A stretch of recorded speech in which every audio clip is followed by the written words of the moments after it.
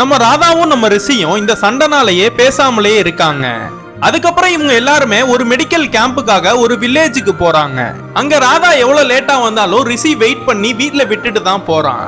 காலையில வேற ஒரு இடத்துக்கு மெடிக்கல் கேம்ப் விஷயமா எல்லாருமே ஆட்டோல போயிட்டு இருக்கும் போது ரிஷி போன ஆட்டோ ஆக்சிடென்ட் ஆயிருது. இந்த விஷயத்தனா கேட்ட நம்ம ராதாவும் ரொம்ப பதறி போயிடுறாங்க.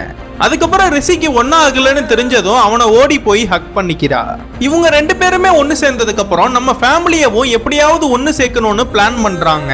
இவங்க ரெண்டு பேர் அம்மாக்களுக்கும் கால் பண்ணி கோயிலுக்கு வர வச்சு ஒரு சீரியல் ஆக்டர் மூலியமா அவங்க ரெண்டு பேரையுமே ஒன்னு சேர்த்துறாங்க. இவங்க ரெண்டு பேர் அப்பாவுக்கும் தெரியாம போன்ல ஒருத்தருக்கு ஒருத்தர் மெசேஜ் பண்ணி அவங்க ரெண்டு பேரையுமே தியேட்டர் பக்கம் வர வச்சு அவங்கள ஜாலியா படம் பார்க்கவும் வச்சிடுறாங்க.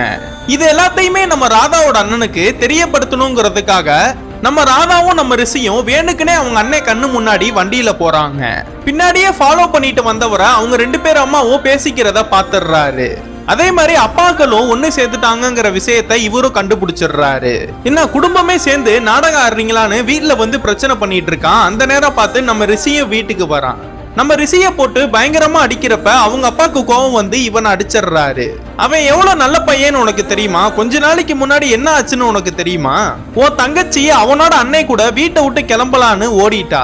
அப்ப ரிஷி தான் பாதியில வந்து அவங்க ரெண்டு பேரையுமே நிறுத்தி குடும்ப மானத்தை கெடுத்துறாதீங்கன்னு அவங்க ரெண்டு பேருக்குமே அறிவுரைனா சொல்லி அவங்க ரெண்டு பேரையுமே வீட்டுக்கு அனுப்புறான். இது எல்லாத்தையுமே இவரு ஓரமா நின்னு பாத்திருப்பாரு. அதனால நடந்த எல்லாத்தையுமே அவங்க பையன் கிட்ட சொல்றாரு.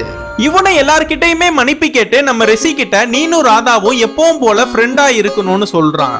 அதுக்கு அவங்க ரெண்டு பேருமே நாங்க ரெண்டு பேரும் ஃப்ரெண்டே இல்ல, நாங்க ஆரம்பத்துல இருந்தே லவ் தான் பண்றோங்கிறத சொல்லிடுறாங்க.